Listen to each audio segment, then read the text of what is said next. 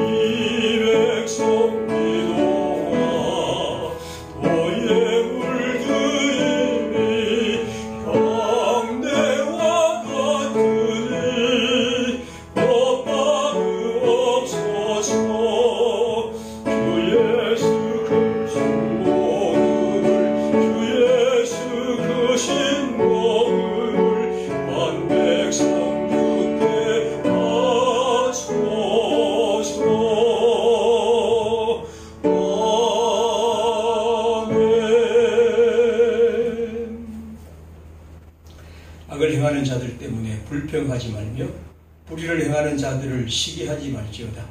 그들은 풀과 같이 속히 배임을 당할 것이며 풀은 채소같이 쇠잔할 것이로다. 여호와를 의뢰하고 선을 행하라. 땅에 머무는 동안 그의 성실을 먹을거리로 삼을지어다. 또 여호와를 기뻐하라. 그가 내 마음의 소원을 이루어 주시리로다. 내 길을 여호와께 맡기라. 그를 의지하면 그가 이루시고 내 의를 빛같이 나타내시며 내 공의를 정오의 빛같이 하시리로다. 아멘.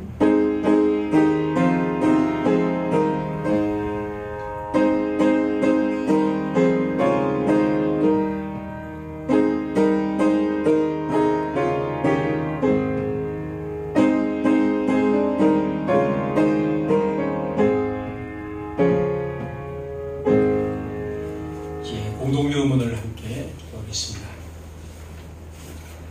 언제나 우리와 함께 하신 하나님, 오늘도 코로나19 재확산으로 인해 교회당이 아닌 각자의 처소에서 예배드립니다. 어느 곳에 있든지 하나님의 임재하심을 깊이 느끼게 하옵소서. 참으로 황망하고 부끄러운 날들이었습니다. 이웃을 사랑하고 세상의 빛과 소금이 되어야 할 교회가 코로나 바이러스를 퍼뜨리며 비방과 거짓을 선동하는 사이비 집단처럼 여겨지는 참담함을 느껴야 했습니다. 주님, 한국교회가 이번 사태를 계기로 조약한 한국 기독교의 위상을 바로 세우고 신실한 모습으로 거듭날 수 있게 하옵소서. 이 땅에 빛으로 오신 우리를 부르신 주님, 바로 지금이 우리가 그리스도인임을 증명할 때입니다. 각자 마음속 주님의 빛을 받아 기도와 말씀으로 주님께 더욱 가까이 다가가게 하옵소서. 각자의 자리에서 그리스도인으로서 선한 영향력을 끼쳐 실추된 복음의 이미지를 회복하게 하옵소서. 배척과 해모를 멈추고 침착하고 담대하게 이 상황을 해결해 나가도록 이끌어 주옵소서. 이번 주에 학교가 개학합니다. 아이들이 건강하게 학교에 다닐 수 있도록 우리의 일상을 다시 회복할 수 있도록 보호하시고 인도하여 주옵소서. 언제나 우리와 동행하시는 예수님의 이름으로 기도합니다. 아멘. 자리에 앉습니다.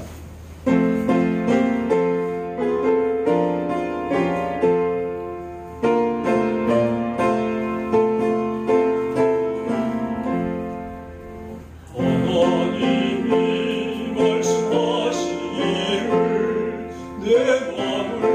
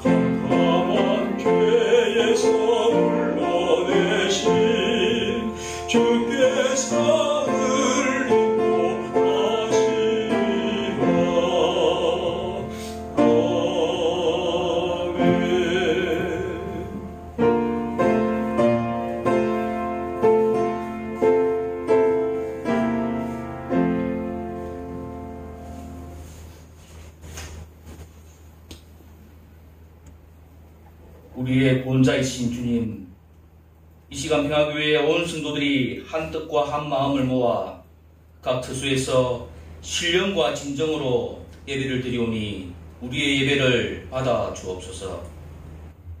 코로나19로 인하여 많은 성도들이 교회에서 예배를 드리지 못하고 가정에서 온라인으로 예배를 드립니다. 주님께서 동일한 은혜를 베풀어 주시고 이 시간 성령님께서 임재하여서 피곤한 심령들에게 평안과 안식이 넘치는 귀한 시간이 되게 하여 주옵소서.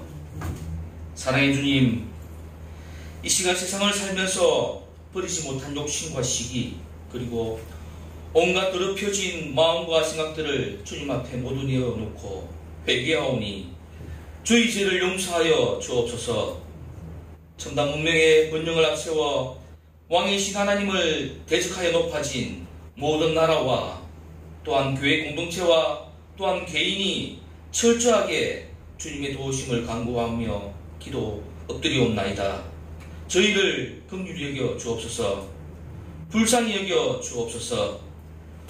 우리가 죄악에서 돌이켜 우리를 낮추고 주의 얼굴을 구하면 주께서 들으시고 우리를 용서하시며 회복하시겠다 하신 말씀을 믿습니다.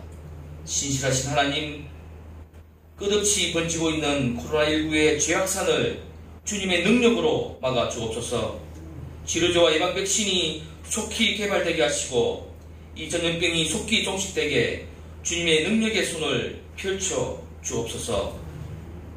피난처 되신 하나님, 자가격리 중인 코로나19 확진자들과 그 가족들을 위로하여 주시고 속히 회복되는 은혜를 내려 주옵소서.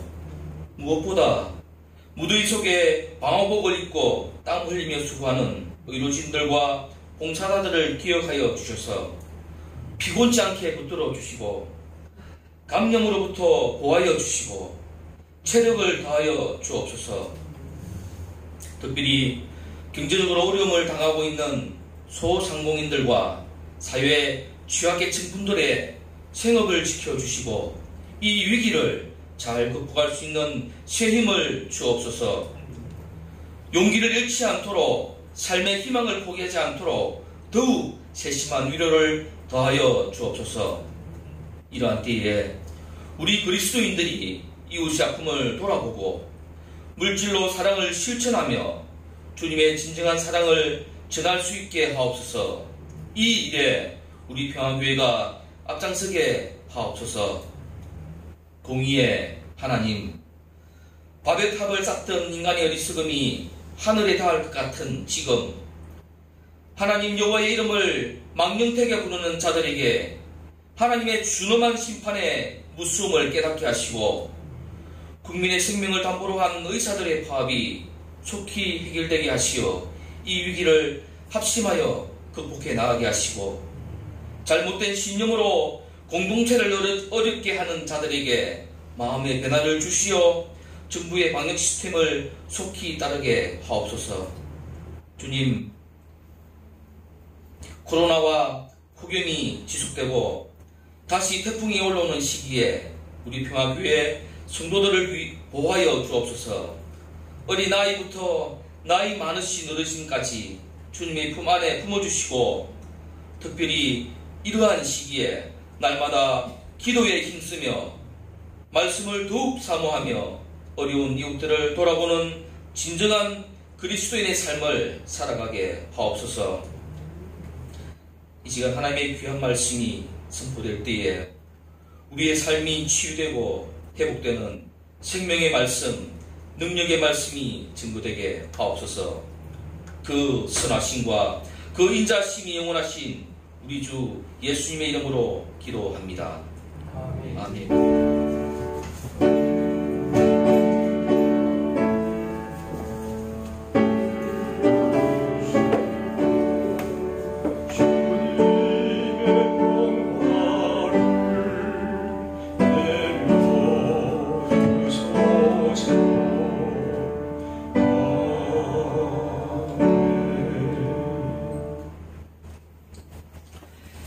오늘 성경 말씀은 아모스 5장 21절부터 24절까지입니다.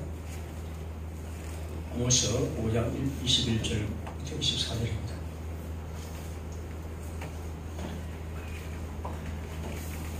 내가 너희 절기들을 미워하며 멸시하며 너희 성배들을 기뻐하지 아니하나니 너희가 내게 번제나 소제를 드릴지라도 내가 받지 아니할 것이요 너희가 살진 희생의 화목제도 내가 돌아보지 아니하리라. 네 노래 소리를 내 앞에서 그칠지어다. 네 비파 소리도 내가 듣지 아니하리라. 오직 경의를 물같이 공의를 마르지 않는 강같이 흐르게 할지어다. 아멘.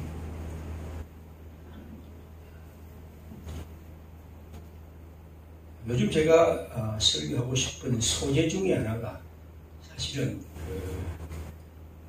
유명한 이 의사들의 이 진료 거부입니다. 이 파업은 아닙니다. 파업권은 의사들은 없기 때문에 파업권은 정당한 노동권이기 때문에 이 파업권은 의사는 없습니다. 그저 진료를 거부하는 것이죠. 물론 이에 대해서 여러 가지를 생각할 수 있겠죠. 그러나 기본적으로 의사가 우리나라가 부족하다는 것은 너무나 많이 알려져 있는 것이고, 그래서 그것을 조금 늘리는 문제, 특별히 요즘 같은 공공의료의 문제가 굉장히 중요한 이런 시점에서 이런 정책을 펼쳐가는데 꼭 적응 늘리는 것을 반대하는 것이죠. 물론 우리는 누구나 어떤 행동이 자기의 어떤 이기적인 자기의 이해관계 속에서 항상 일어나죠. 그건 너나 할 것 없이 그렇다고 생각합니다. 문제는 그것이 정당하냐 하는 것이고, 또 그걸 통해서 한 사회가 또 전개되어 가는 것이겠죠. 특별히 저는 이 의사들의 이 진료 거부 문제는 굉장히 문제고 잘못된 것이라고 생각합니다. 그래서 이런 문제에 대해서 앞으로 우리가 정확한 인식을 갖고 또 논의해야 할 텐데, 지금 이게 뭔가 좀 아무런 논의 없이 또 이루어진다는 의미에서 굉장히 좀 마음이 아픕니다. 그러면서도 제가 이런 소재를 가지고 설교를 할 수가 없습니다. 왜냐하면 제가 그걸 얘기하면 아마 그 사람들이 좀 이렇게 말할 거죠. 너나 잘하세요. 그렇게 말할 것 같아요. 왜냐하면 이 너나 잘하세요 라는 말은 너는 바로 교회, 목사, 그리스도인, 한국 기독교를 말하겠죠. 지금 우리는 남의 얘기에 대해서 이렇게 저렇게 판단하고 또 평가를 내릴 그런 처지가 못 됩니다. 정광훈 씨의 현상은 어떤 의미에서 한국 기독교에 많은 것을 던져주고 있습니다. 단지 그 사람 한 사람을 우리가 욕을 하고 비판하고 나무라는 것이 중요한 것이 아닙니다. 저는 그것은 우리의 진정한 목표는 아니죠. 단지 정광훈 씨의 현상은 저는 한국 기독교의 현실이 어떠하냐는 것을 적나라하게 보여주고 있고, 우리가 이것에 대해서 바르게 그 문제를 발견하고 그 방향을 찾아가는 것이 특별히 오늘 우리 기독교에 굉장히 중요한 일이라고 봅니다. 그래서 지난 시간에서 저는 한 몇 번에 걸쳐서 이 문제에, 다시 말하면 이 사람에 대한 얘기 아니고 이런 현상에 대해서 한번 성경을 통해서 말씀드리고 싶습니다. 세상이 참 이렇게 어렵고 고통스러운데 또 이런 일로 더 많은 어려움을 주고, 또 지금 우리 앞에 어떤 일이 일어날지 모르는 이런 참 상황에서 많이 참 마음이 무겁고 그렇죠. 근데 지난 주간에 대통령이 기독교 개신교 단체의 대표들을 모아놓고 이제 대화를 했습니다. 대화를 했는데 제가 거기에서 좀 놀라운 것은 거기에서 그 대표자로 있는 분이 대통령에게 요구한 것 중에 하나가 뭐냐면 대면 예배의 요구였습니다. 대면 예배를 좀 하게 해달라. 그래서 여러 가지 설명을 했습니다. 이러저런 저런 얘기를 했죠. 그래서 보통 교회는 그렇게 방역에 대해서 그렇게 무감각하지 않다는 것도 얘기했습니다. 저도 그건 충분히 이해합니다. 오늘날 특별한 것 외에는 대부분의 교회들은 그런 문제를 잘 하고 있다고 생각합니다. 그런데 제가 이제 거기에서 느낀 것은 그 자리에서 대면 예배를 요구하는 것이 과연 오늘 우리 시대의 기독교가 대통령에게 그 많은 사람이 보는 데서 만나서 할 수 있는 우리의 가장 중요한 얘기일까 하는 것이죠. 대면 예배라는 것입니다. 오늘 우리 교회도 지금 비대면 예배를 지난주에 이어서 드리는데 아마 많은 교회가 대부분의 교회가 그럴 것입니다. 자, 그런데도 여전히 비대면, 다시 말하면 같이 모여서 앉아 예배를 들어야 한다고 주장하는 사람이 꽤 많습니다. 지난주에도 이 부산기독교 종려학파라는 곳에서 단체에서 급하게 아마 금요일쯤 아마 그렇게 공문을 보낸 것 같습니다. 1600여 부산 지역 교회는 대면 예배를 드리도록 그렇게 얘기했는데, 항상 어떤 문제가 생기면 몇만 명, 몇천만 명 기독교인 하지만 실제로 이런 단체들은 그렇게 큰 어떤 집합단체는 아닙니다. 그래서 그런 얘기를 별로 그렇게 중요한 것은 아닌데, 문제는 이제 그 얘기에서 그분들이 얘기하는 것이 뭐냐면 생명과 같은 예배라는 것입니다. 제가 오늘 아마 경기 지역에서 기독교 종려학회에서 오늘 대면 예배를 드리겠다고 하면서 그들이 한 성명서의 최고의 제목이 뭐냐면, 정부는 기독교의 생명인 예배를 함부로 제한하지 말라, 그렇게 됐습니다. 그러니까 예배를 기독교의 생명이라고 우리 얘기를 하죠. 기독교의 생명인 예배를 함부로 제한하지 말라, 그렇게 얘기를 합니다. 제가 우연히 지난주에 부산 기독교 종려학회 회장인 임영무 목사의 인터뷰를 텔레비전을 유튜브를 이렇게 좀 하다가 검색하다 보니까 나오더라고요. 그래서 그분이 이제 대담한 내용을 제가 자세히 한번 봤습니다. 이런저런 얘기를 하는데, 그분이 알다시피 전포동의 평화교회입니다. 우리 교회하고 이름이 똑같아서 더 좀 그런데요. 이분이 얘기를 어떻게 얘기했냐면, 자기는 비대면 예배를 반대하는데, 비대면 예배는 저 듣기로는 예배가 아니다 라고 얘기를 했습니다. 예배란 것은 만나야 하는데, 그렇게 해서 특별히 구약의 화목제의 얘기도 하고 그렇게 얘기를 했습니다. 하나님의 관계를 이웃과의 관계를 그런 얘기를 하고, 이건 인간주의, 즉 휴머니즘의 어떤 영향이기도 하고 늘 많이 들어봤던 그런 얘기입니다. 그래서 자기는 목사의 양심으로 비대면 예배를 할 수 없다는 것이고, 비대면은 성경에 없다는 것이죠. 물론 그런 것이 성경에 있을 리가 있겠습니까? 대면과 비대면의 얘기가 수천 년 전의 얘기들이. 그러니까 어쨌든 비대면 예배는 예배가 아니라는 것이고, 그래서 자신은 오늘 또 다음 주에도 하겠다, 그렇게 얘기를 합니다. 비대면 예배가 아니다. 그리고 우리는 생명과 같은 예배를 대면해서 만나서 드려야 한다. 저도 어느 누구도 다 우리 다 함께 만나서 예배를 드리고 싶습니다. 저도 그렇고 여러분도 다 그럴 것입니다. 그러나 우리의 이 형편, 이 사정이 그렇게 예배를 함께 만나서 드리는 것이 결국 다른 사람의 이웃에 또 우리 자신에게도 큰 문제가 될 가능성이 있기 때문입니다. 근데 오늘 성경을 보면 비대면 예배를 대면 예배를 금지하는 것이 아니라 오히려 예배 자체를 금하는 사람이 있습니다. 금하는 분이 있습니다. 근데 그분이 누구냐 하면 하나님입니다. 하나님이 예배에 대해서 금지합니다. 예배 드리지 말라, 그런 얘기를 하고 계시는 거죠.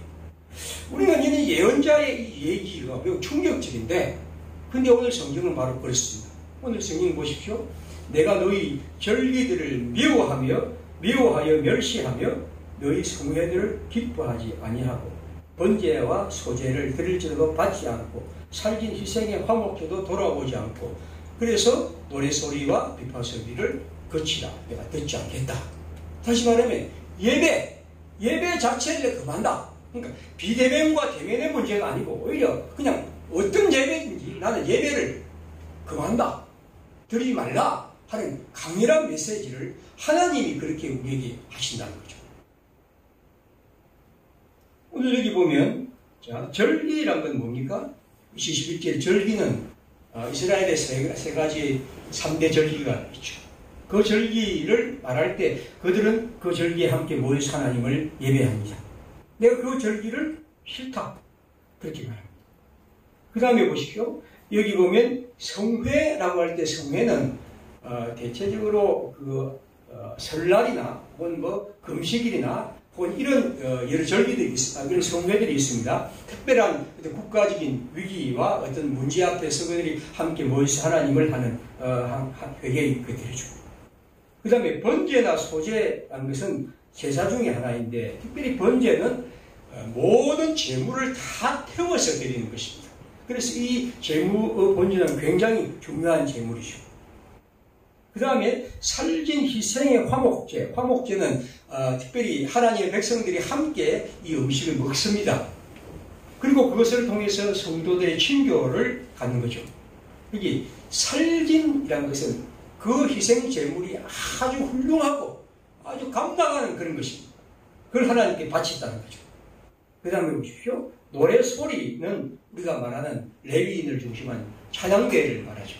하나님을 향한 찬양대, 시편을 찬양했던 그런 찬양. 비파 소리는 그 당시에 어떤 찬양대의 오케스트라고 하는 악기를 연주했던 것이죠. 어쨌든 이런 것이 지금 이 성경에 나와 있습니다. 그리고 우리는 이 성경에 있는 이런 절기와 성회와 번제, 소제, 또 화목제, 노래소리, 비파소리를 하나님이 수없이 강조하고 그걸 예배를 드릴 때 그런 행동을 하라고 말씀하신 것도 우리는 알고 있습니다. 그런데 이 성경에는 이걸 하나님이 어떻게 말씀하냐면 내가 그것을 미워한다고 했습니다. 미워한다. 하나님이 가나안 제사를 가증히 여기신다는 것 같습니다. 행악하는 자와 폭력을 묘하는 자와 헛된 우상을 따르는 자들을 하나님은 미워하시는데 오늘은 절기를 유월절을 지키는 사람들을 하나님이 미워하신다고 했습니다. 멸시, 경멸이죠. 경멸. 남을 아주 하나님이 깔보는 것입니다. 하나님 앞에서 성회를 지키는 자들을 그렇게 결멸한다는 거죠. 그 다음에 보십시오. 나는 그 사람들을 기쁘지 않다는 거죠. 반대로 말하면 나는 그들이 드리는 제사가 역겹다. 예배 때는 그들이 춤과 노래의 행렬이 이어지는데 4장 5절에 보면 아모스 이건 너희가 기뻐하는 바라 그렇게 했습니다. 너희들이 하나님께 이러저런 제사를 드리는데 이건 하나님이 아니고 너희들이나 기뻐하는 것이라고 하나님은 말씀하고 나는 전혀 기쁘지 않다. 그 다음 그런 제물을 나는 받지 않겠다. 그 다음 화목제도 내가 돌아보지 않는다는 것은 관심이 없다. 노래소리를 거치고 비파소리를 듣지 않겠다는 것은 하나님이 귀를 막아버리겠다는 것이고 이제 그걸 좀 물러서서 너희들이 그냥 여기서 나가버리라 하는 그런 말씀입니다. 하나님이 우리의 예배에 대해서 하나님 당신 자신이 이렇게 철저하게 금하고 계십니다. 예배 드리지 말라. 이건 누가 예배를 드리지 말라고 말하는 것이 아니고 하나님 당신 자신께서 우리에게 이렇게 강렬하게 선언하고 계신다는 거죠. 교회는 하나님이 이러한 말씀으로 우리의 예배에 대해서 거부하신다는 이 전통, 이런 성경의 구절들을 마음에 좀 새겨야 합니다. 어쨌든 오늘 하나님은 이 성경 말씀을 통해서 강렬하게 그렇게 말씀하십니다. 그럼 왜 하나님이 이 예배를 그렇게 싫어하시는가? 이렇게 거부하시는가? 그 답은 24절에 아주 간단하게 나와 있습니다. 오직 정의를 물같이 공의를 말하지 않는 강같이 흐르게 할지어다. 반대로 말하면 너희들 가운데 정의가 없고 너희들 가운데 공의가 없다는 것이에요. 하나님 백성들이 살아가는 사회, 하나님 백성들의 공동체, 진정한 공의, 하나님의 정의가 사라진 세상, 그 공동체, 그 사회, 거기서 무슨 예배를 내게 드릴 수 있느냐 하는 것이 하나님 말씀입니다. 이건 전혀 어렵지 않은 성경입니다. 그냥 우리가 누구나 읽으면 알 수 있는 것입니다. 그래서 성경은 말합니다. 너희들이 진정으로 예배를 드리기 위해서는 정의가, 마치 급류가 휩쓸듯이 그렇게 우리를 휩쓸어서 모든 것들을 휩쓸어 나갈 수 있어야 한다는 거죠.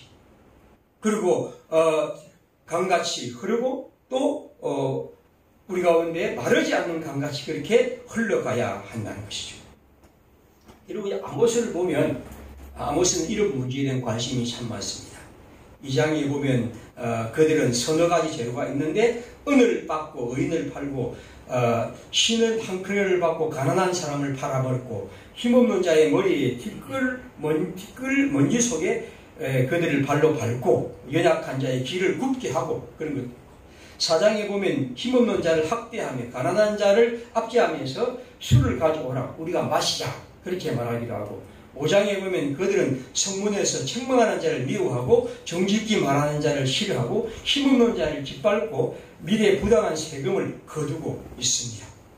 6장 3절에 보면 그들은 흉한 날 하나님의 심판이 멀다고 말하면서 여러 가지로 포도주로 대접으로 포도주를 마시며 귀한 기름으로 몸에 바르면서 살아가는 그런 자들입니다.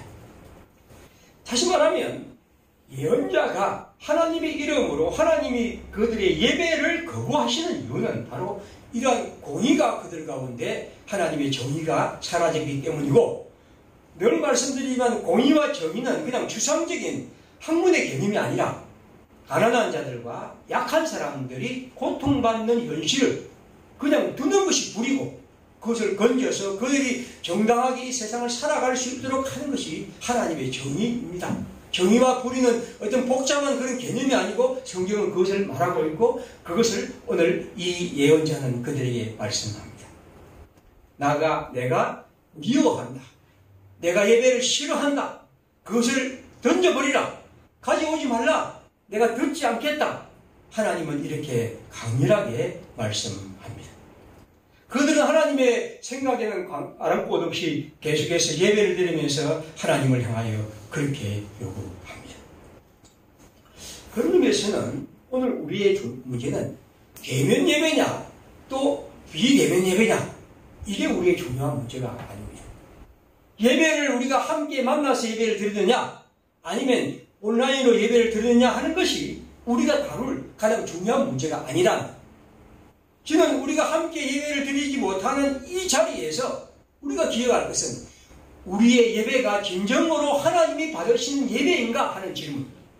그리고 우리도 모르게 늘 예배 드리고 늘 함께 모이는 것이 너무 쉽고 너무나 자연스러웠는데 이제 우리가 그렇게 할 수 없는 자리에서 비로소 우리 예배가 하나님이 원하시는 예배였는지를 다시 깊이 생각하게 한 자리. 그런 의미에서 저는 이 일을 우리가 비대면 예배를 드리는 것을 그냥 국가에서 이렇게 한다, 누가 이렇게 한다고 그렇게 말하기에 앞서서 우리가 이렇게 예배를 함께 드릴 수 없는 이 자리가 진정으로 우리가 하나님이 여기 말씀하시는 것처럼 내가 그 예배를 미워하고 멸시한다, 내가 그 예배를 기뻐하지 않는다고 하는 그런 예배가 아니었는지를 우리는 한번 깊이 성찰해야.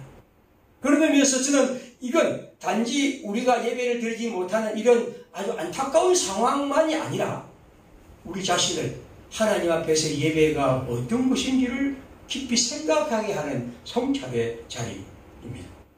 그 중에서도 우리는 이 아모스의 얘기에 따른다면 우리가 예배드리는 우리가 하나님의 사람으로서 이 세상에서 어떻게 살았는지, 하나님의 공의로움과 하나님의 정의로움을 내 살아가는 자리에서 어떻게 실천하며 살아왔는지, 하나님이 이것이 예배의 중요한 요소이고 결정적 요소라고 말씀하시고 이 예배에서 우리의 삶의 진정한 모습이 없다면 하나님은 그 예배를 싫어한다, 멸시한다, 기뻐하지 않는다고 말씀하신다 하면 우리는 이 예배의 중요한 의미를 다시 한번 생각해야 합니다.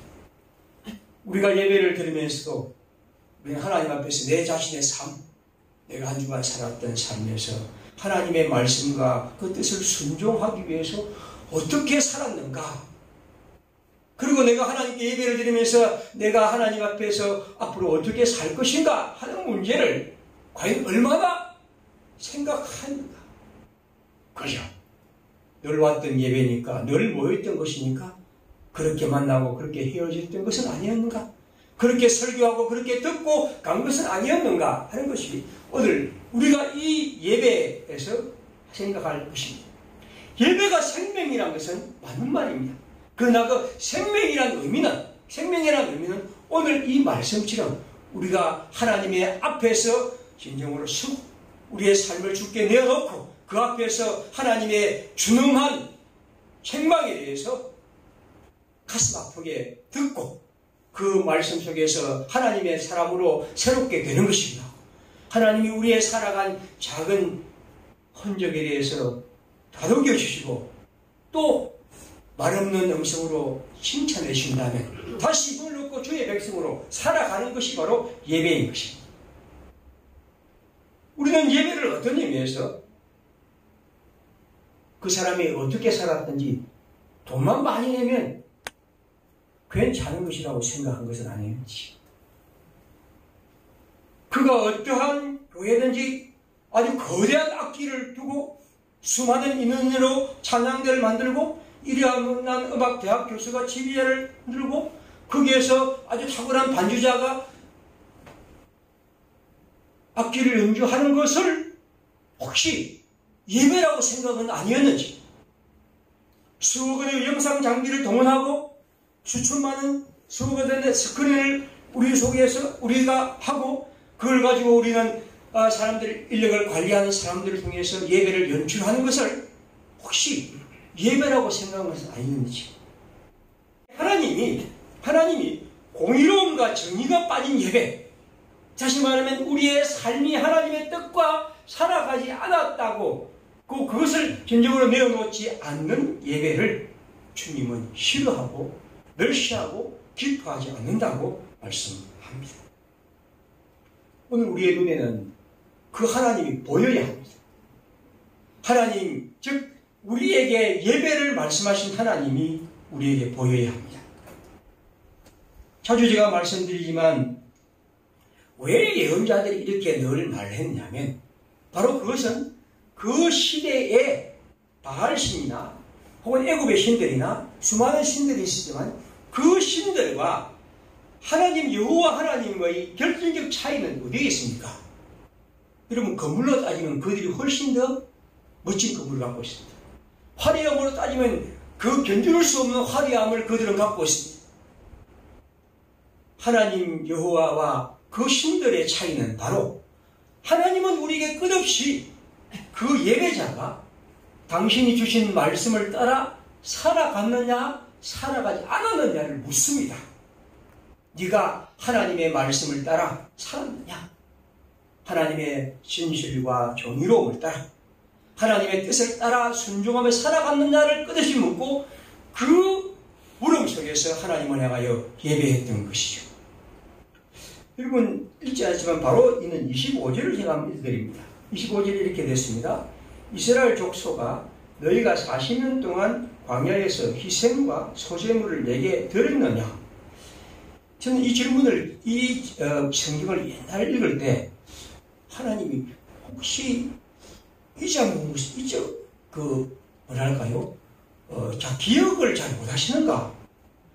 왜냐하면 이스라엘 족속이 40년 동안 광야에서 희생과 소제물을 드렸지요. 얼마나 많이 드렸겠습니까? 이스라엘 사람들이 광야에서 소제와 화목제를 모세가 말한 그 규율을 따라 드렸습니다. 그리고 제사장도 있고 회막도 있고 그렇게 했단 말이죠.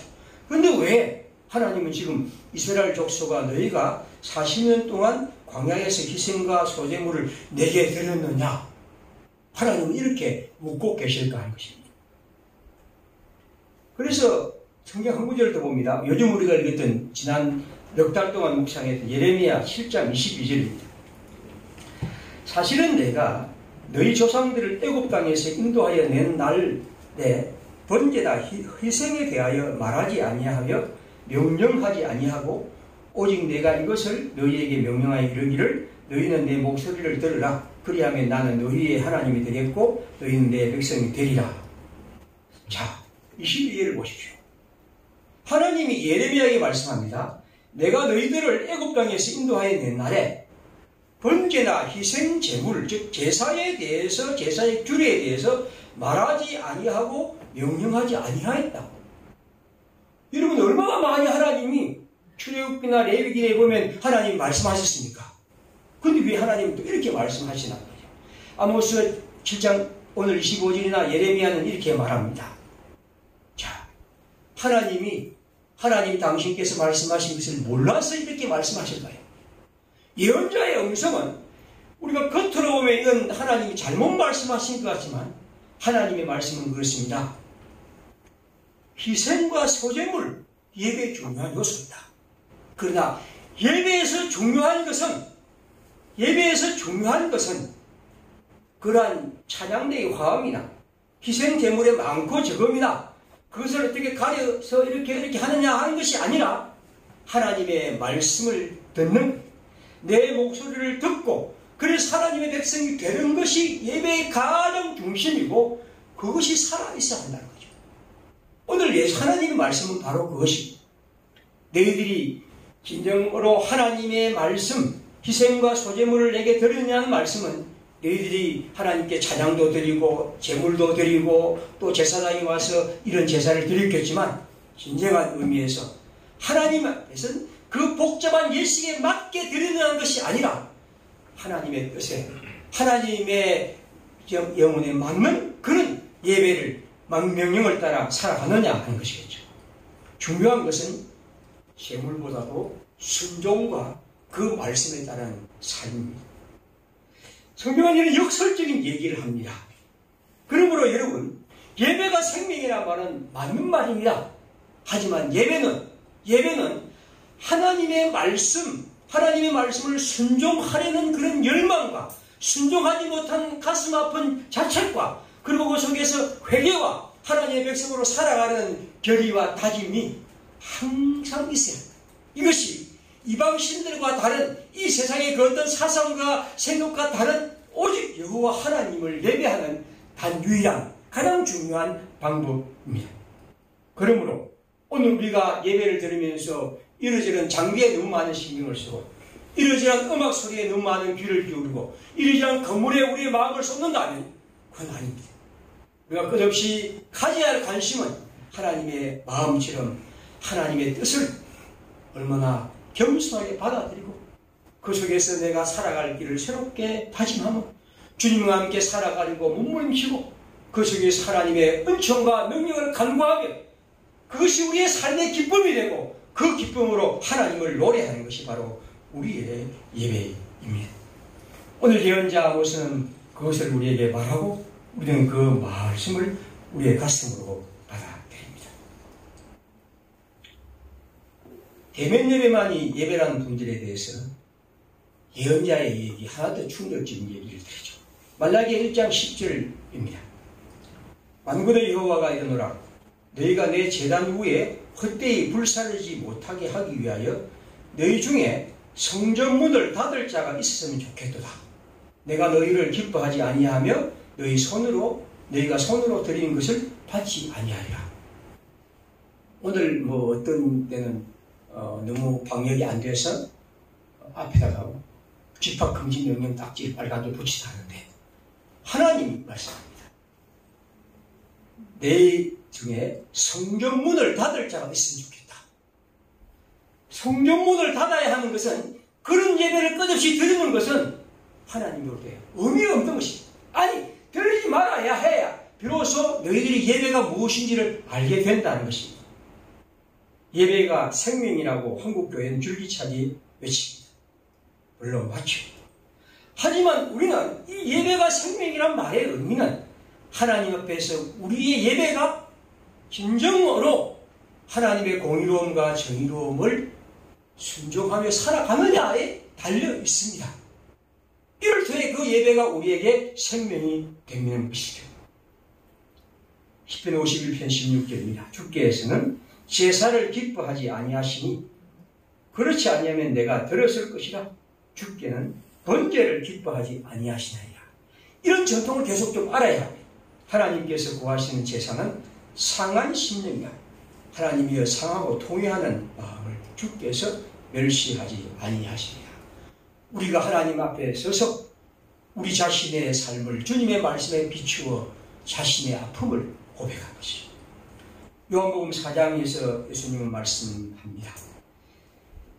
이 산에서도 말고 예루살렘에서도 말고 너희가 아버지께 예배할 때가 이르리니 아버지께 참되게 예배하는 자들은 영과 진리로 예배할 때가 오나니 이때라. 아버지께서는 자기에게 이렇게 예배하는 자들을 찾으십니다. 하나님은 영이시니 예배하는 자는 영과 진리로 예배해야 한다. 로마서 5장 12장 1절 우리 번역입니다. 그러므로 형제들아 내가 하나님의 모든 자비하심으로 너희를 고난하노니 너희 몸을 하나님이 기뻐하신 거룩한 산 제물로 드리라. 이것이 너희가 드릴 영적 예배이라. 너희가 드릴 영적 예배는 그냥 이렇게 노래를 부르는 것보다도 여기 보면 너희 몸을 하나님이 기뻐하시는 거룩한 산 제물로 드리는 것입니다. 우리의 삶이 그러해야 한다는 것입니다. 이것을 세번역 통이 이렇게 번역했습니다. 형제자매 여러분, 그러므로 나는 하나님의 자비하심을 힘입어 여러분에게 권합니다. 여러분의 몸을 하나님께서 기뻐하실 거룩한 산 제물로 드리십시오. 이것이 여러분이 드릴 합당한 예배입니다. 요 번역이 더 맞습니다.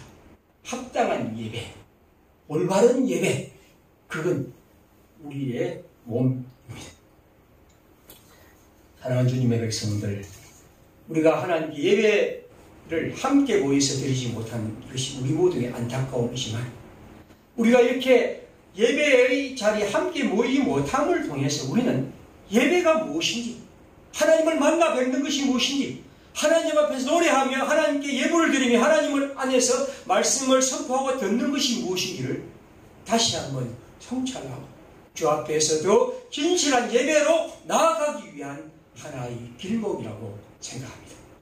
우리 모두 이 기회를 통해서 우리가 혹시 잊고 있고 소홀히 했던 하나님을 만나 뵙는 예배의 진정한 생명의 은총을 경험하고 그 예배를 통해서 하나님을 더 사랑하는 그 날이 오기를 함께 기대하며 주님의 은총 속에서 거하기를 빕니다.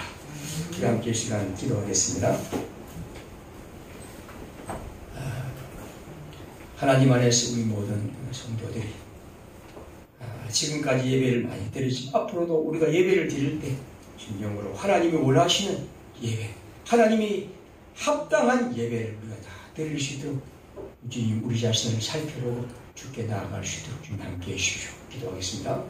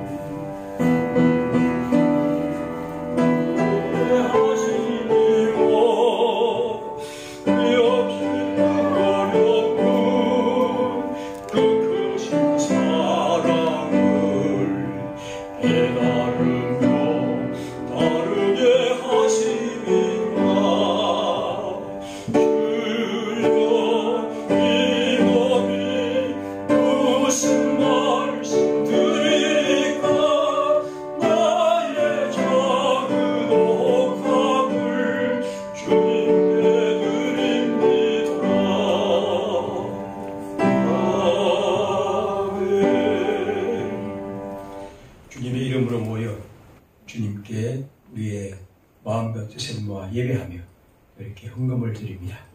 사랑하는 성도들이 주께 드리는 그 손길에 주께서 복을 주시고 우리가 이 땅을 살아갈 때마다 항상 하나님의 뜻이 내가 하는 행동과 내가 생각하는 그 사고와 그리고 나의 앞날의 계획과 그리고 우리 앞에 있는 모든 문제를 해결할 하나하나의 자리자리마다 주의 뜻이 살아있기를 기도드립니다. 그래서 항상 예수 그리스도 우리 주 하나님의 사람답게 살아가고 그것이 우리의 삶의 기쁨과 감사가 되게 주옵소서. 드린 손길마다 하나님의 은총이 늘 가득하고 우리가 이 세상에서 하나님이 주시는 양식을 먹으며 감사하며 이웃과 나누는 주의 백성들 다 되게 해 주옵소서. 우리 가운데 계신 주님을 찬송합니다. 우리 떨어지는 주의 백성들에게 하나님의 동일한 은총을 베풀어 주옵소서. 예수 그리스도 이름으로 감사하며 기도드립니다. 아멘. 다시 일어나셔서 982장 1절과 2절 하겠습니다.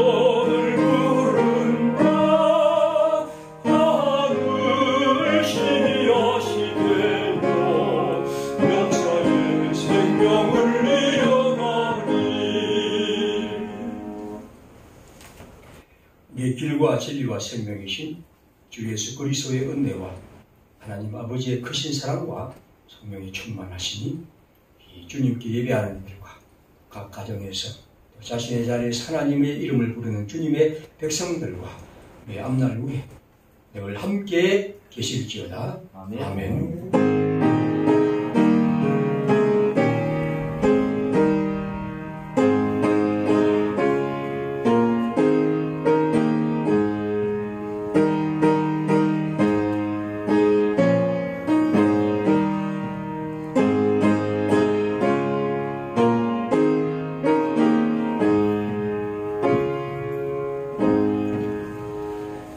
예배를 마치겠습니다.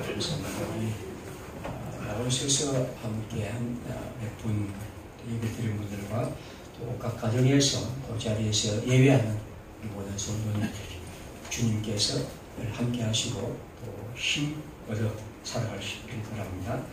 광고는 뭐 특별한 건 없습니다. 주보에 있는 것처럼 그렇게 광고하고 말씀드리는 오후에 가능하면 또 하나님 나라를 향한 이 강의도 하나씩 들으면서 이렇게 해주시고 지난번에 제가 이 질문도 하라니까 한 분이 질문했다고요. 상당히 고맙게 생각합니다. 그래서 질문도 이제 많이 해주시고 그러면 제가 다룰 수 있는 답도 달아드리고 그렇게 하겠습니다. 그렇게 해서 우리가 이 하나님 백성들이 자라나고 또 성경을 공부하는 일들이 많은 열매를 맺기를 바랍니다. 밑에 있는 것은 보시고 보시기 바랍니다. 다른 것도 한 주일 동안 주님 말씀 하겠습니다. 기쁜 마음으로 들어봅시다. 즐겁게.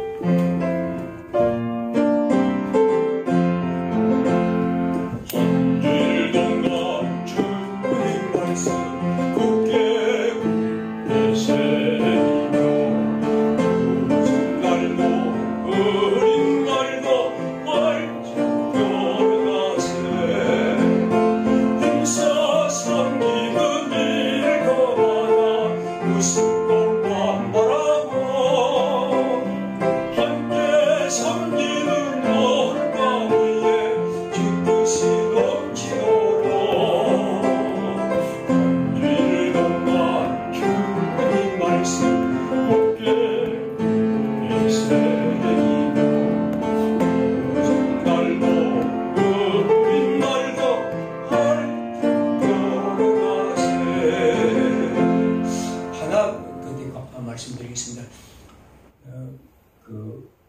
어디까지 오늘 제가 말씀드린 우리 임예람 성도는 한 보름 전인가 해서 그 전북대학교에 그 대학원에 입학을 해서 그걸로 갔습니다. 가서 이제 거기서 공부하고 있는데 오늘 이제 또 경찰서 내려왔습니다. 그래서 갈 때는 내가 소개를 못하고 깜빡하고 못했습니다. 한번 달리러 왔을 때 소개를 합니다. 물론 이제 뭐 자주 또 만나게 되니까 그렇게 섭섭한 건 없고요. 그래서 오늘 만나게 돼서 반갑습니다. 예.